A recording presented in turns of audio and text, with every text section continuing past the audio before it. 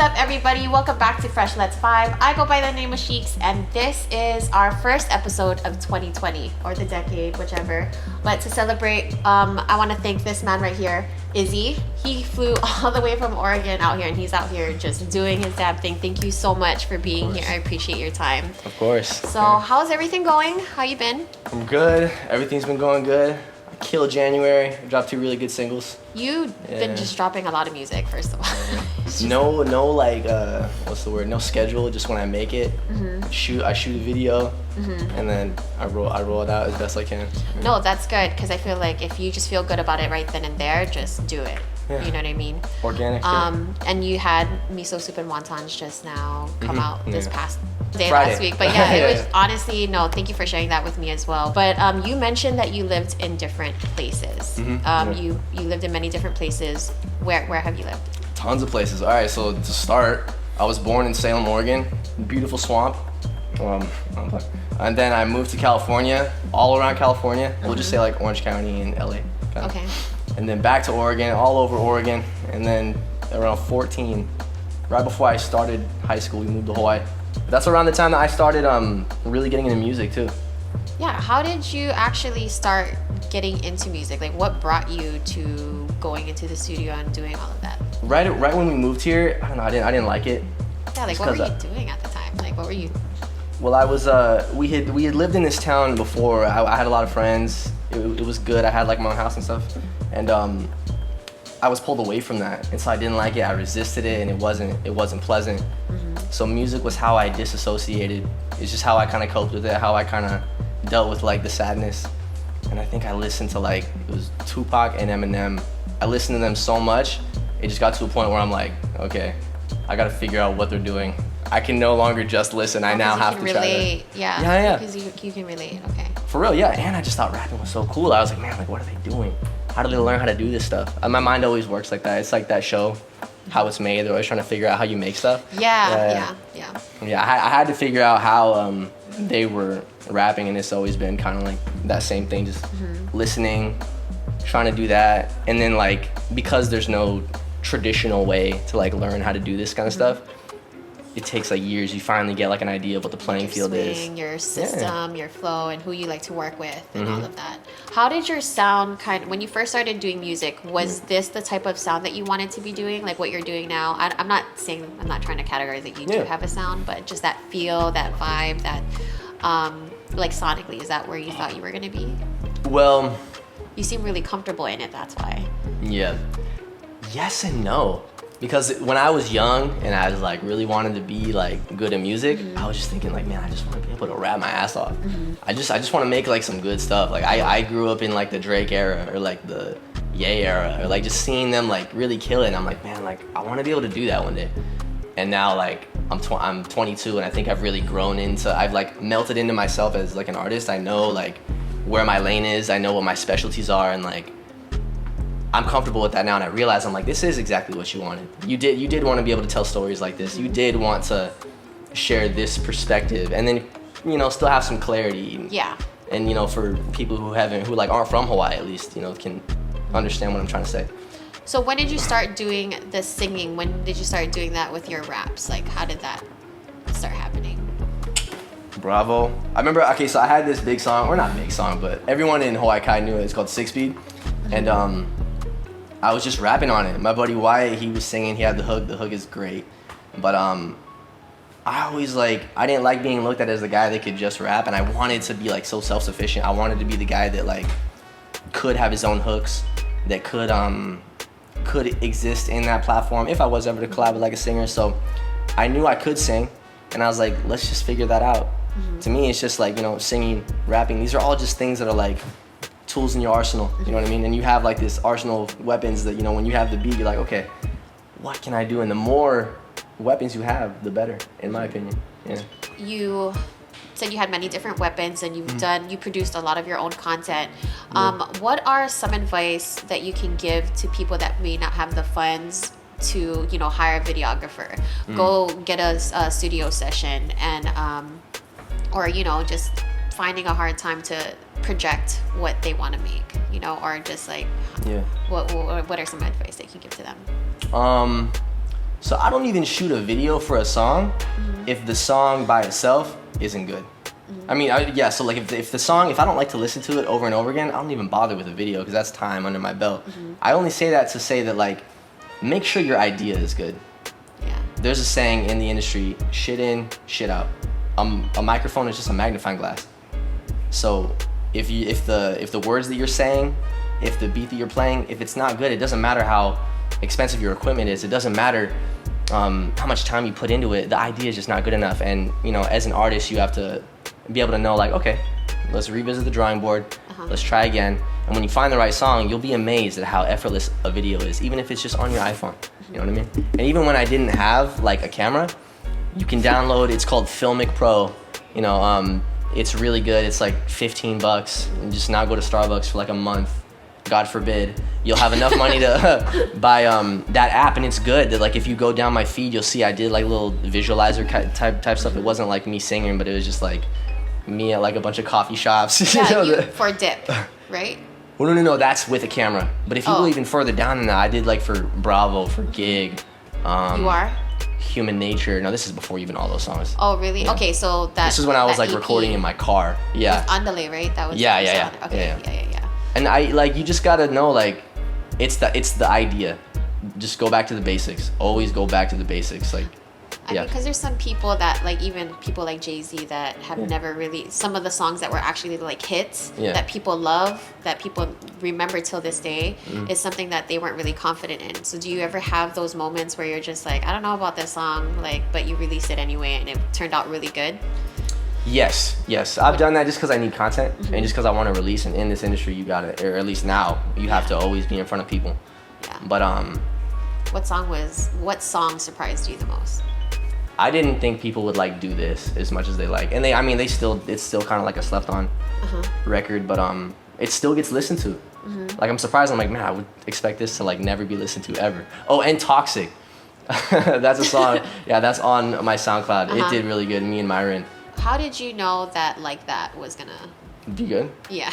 Well, the bars are just, I mean, I don't know. That's like, I have this God-given intuition that, you know, when you, which is a skill in itself, you know, like if you can listen to a song and you just feel good about it, it's like, dude, if you feel good about it, there's someone out there that's also gonna like it too, you know what I mean? Yeah. And you gotta listen to like that voice. You gotta really be in tune with that. That's a really like underrated skill as an artist to have, is like just to make sure that, like, know what you like. And when I heard Like That, when I made Like That, that bass line, dun, dun, dun, dun, dun, I was like, okay, this could be really dope. So you made that's your beat? Yeah. Oh, that beat is...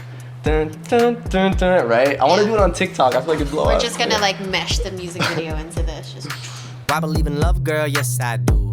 Am I trying to fuck, girl? Yes I am. If you show me how the girls from the east side do, I'll stay here and forget my plans. Yes I can get side bags. You know, on the thigh sheet had tribal tattoos. You only see during bedtime, fan. Throw it back like... Right. Yeah, and then with that music video, you were at a golf course. Where did you come up with the idea of just, you know, I'm gonna just wear the whole outfit, the whole nine, and go on the golf course and just start going off? Were people like watching you and just? Luckily, not enough. You did people. say that you hate filming in public.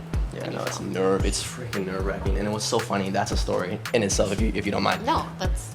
I have this stabilizer, and I slowly get like new stuff to use.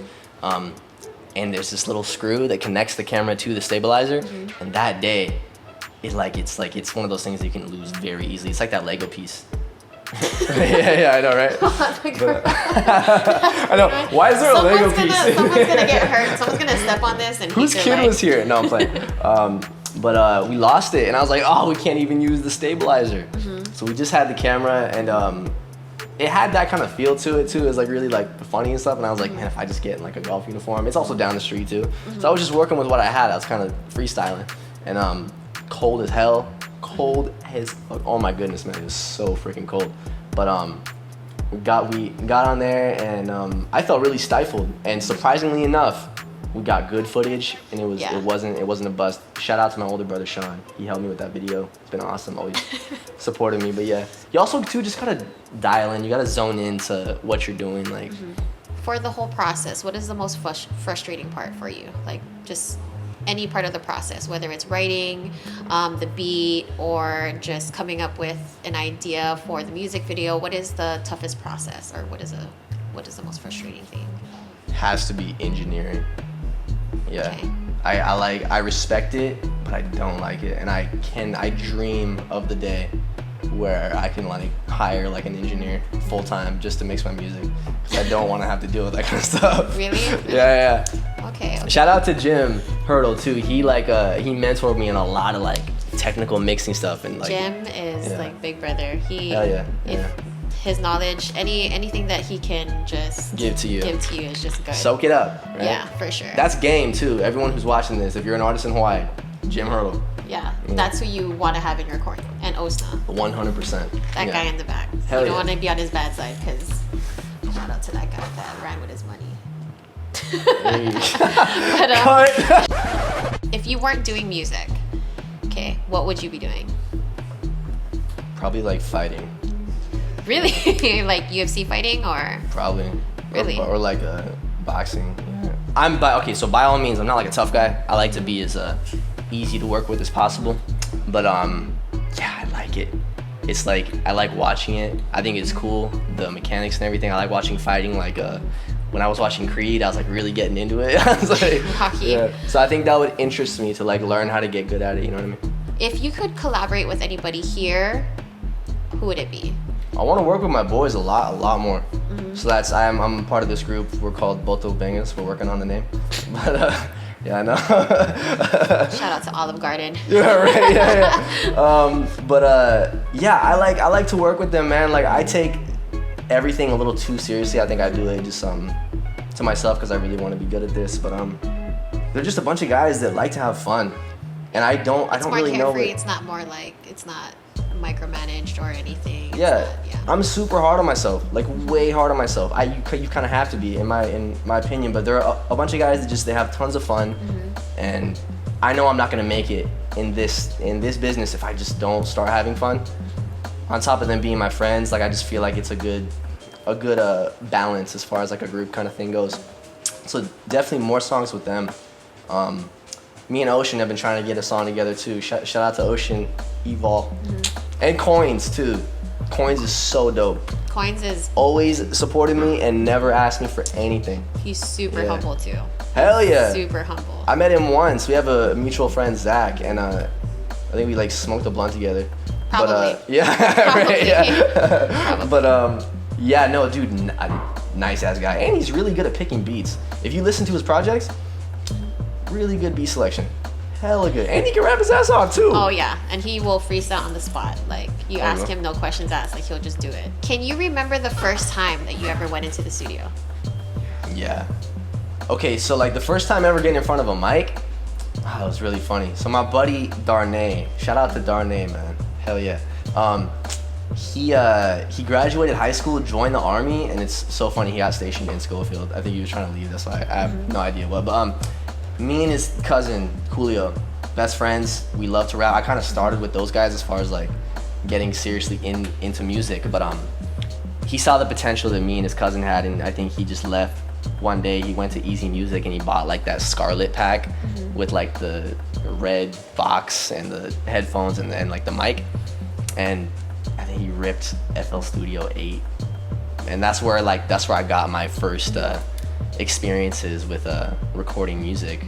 Now, first time ever being in like a studio that looks like this, or that looks like it was like really cost a lot of money.